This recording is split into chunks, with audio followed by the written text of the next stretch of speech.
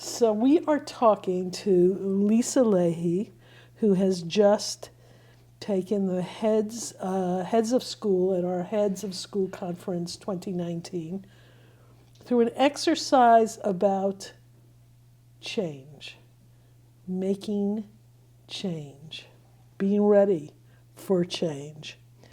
Lisa is the Associate Director of the Change Leadership Group at the Harvard Graduate School of Education, a national project funded by the Bill and Melinda Gates Foundation. She is also the founder and co-founder and co-director of Minds at Work, a consulting group that works with senior leaders and teams in corporations, government, and nonprofits.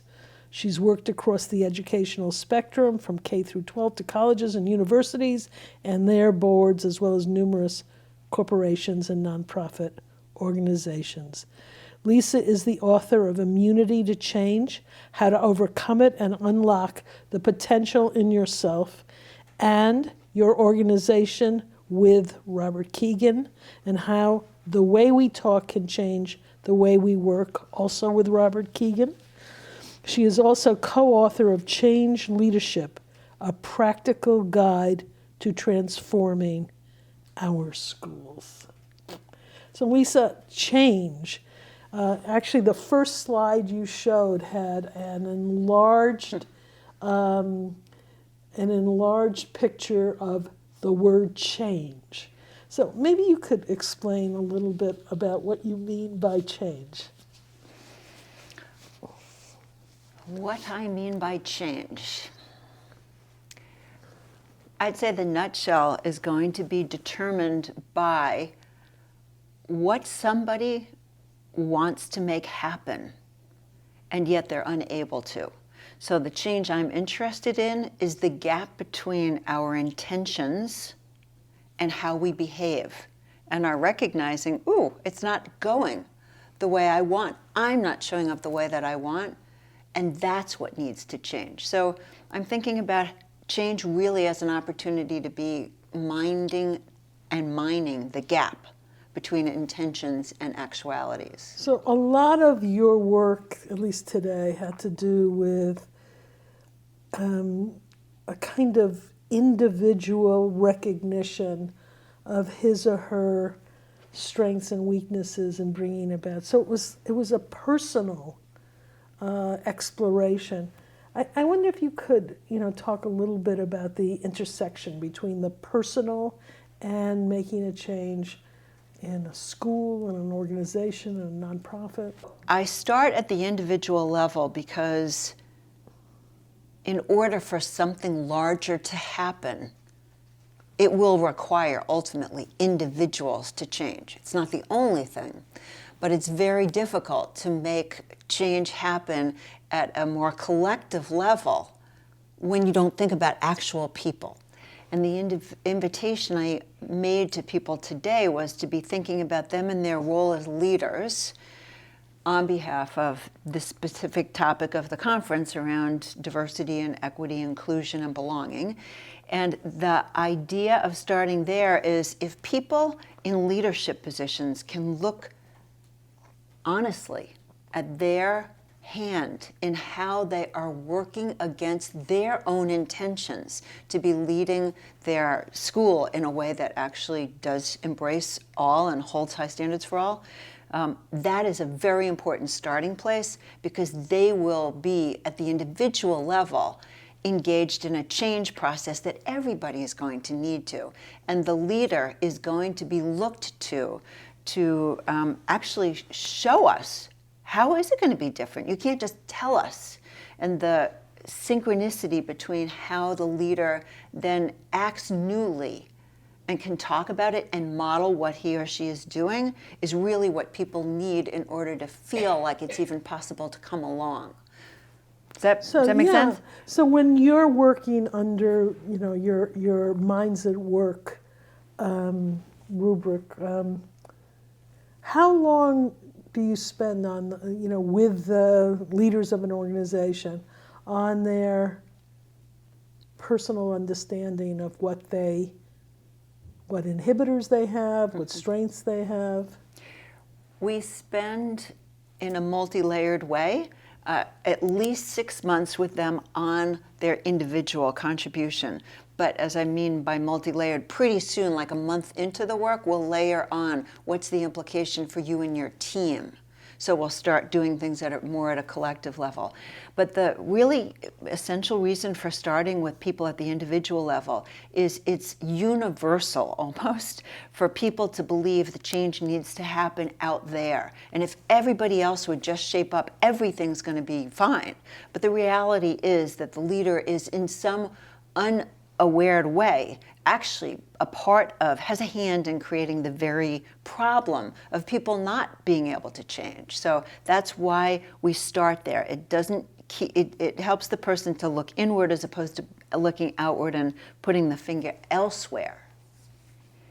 Let's see. So the area of diversity, equity, and inclusion, which is the focus of our conference, is that an area that you are called upon? Is that a goal that you see often in your work, or is it just for this? Very interesting question. Mostly, I see it in schools, the districts that I work with, whether it's large scale and also independent schools. It's actually not a frequent goal in many of the organizations that we work in. That isn't to say there aren't some organizations that have taken this on. There absolutely have been. But it's noteworthy to me how frequently organizations are very happy to be thinking about how do we create lasting change, and there's no attention to what is actually going on for everyone in the system. And they tend to focus on who are the high flyers and let's bring them along without any awareness of some of the systematic ways that they are just keep actually creating more of the same dynamics in the organization and the same leadership and the lack of diversity. That said, I have been working on a project in a law firm recently where they have taken on very seriously, they're one of the top New York firms, we have got to get this because the writing is on the wall that our client base has begun to change, and our client base is not going to keep accepting, all white males being the people who are serving them. So when there's a business imperative that can be clearly and cleanly made at the organization and people get that, I see those organizations saying, yes, we need to do this work. That's interesting. In terms of Minds at Work, do you work with school? Who do you work with? Who does this organization work with? Mainly schools? No, across the board. So we work actually a lot with people who themselves are change agents who want to learn how to use this methodology of diagnosing immunities to change and helping clients to overcome them.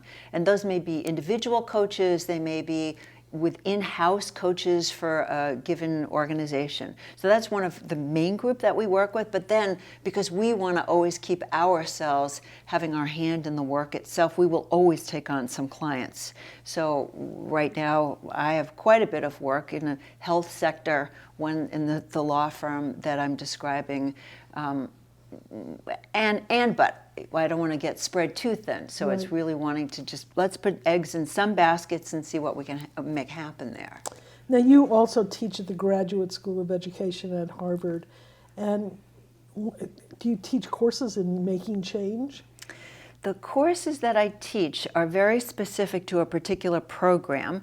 It's called the Doctorate in Education Leadership. So it's specifically for mid-career leaders who come for 3 years, and I have a course that I teach them called Practicing Leadership Inside and Out, because my interest is around the inner, the psychological piece, as well as how you show up then in your work with other people. And I have them for 2 years. So it's a very specific program in which I do this work, and I have 25 students in each one of my cohorts. So basically I'm working with 50 students in any given year to do the deep developmental work that's required for them as individual leaders to really change. And the diversity work, by the way, is part of that. And that was something that I had to face into and make a decision about, as I described at the conference, 5, 6 years ago. Am I going to take up the whole curriculum around how do people develop racial, ethnic identities as part of the practicing leadership inside and out? And said yes to that. So it is part of what we do. Okay. Well, thank you very much. Thank you. It was a pleasure being a part of the process that you shared with us. Yes, And thank you. thank you for taking the time to speak with us. Thank you. It's really been a pleasure being here and being with people who are really willing to just jump in and do hard work. A whole morning, that's a lot. So thank you for having me. Thank you. Yes.